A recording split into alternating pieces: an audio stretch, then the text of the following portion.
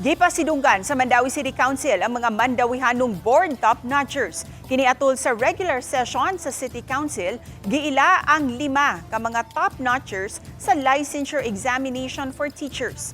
Laing gipasidunggan ang nag-rank 3 sa Electronic Technician Licensure Examination. Subay sa una nang napasar nga ordinansa, adunay cash incentive nga gikatakdang madawat sa maong mga malampusong exam top-notchers nga taga Mandawi. Tag 50,000 pesos para kanila. Ug ang mga gipahalipayan adunay tips para sa mga mutik pa og pasulit sa umaabot. Magsugod ka ginagmay. Meaning, in a single day, kailangan at least imong sugdan. Kaya nga, naman ko sa mong mindset, at least na kay nasugdan kaysa sa wala kay nasugdan. At least na kay nahuman hinihinay. Very challenging kay very new ang mga questions and more on situational and memorization. We need to think critically good.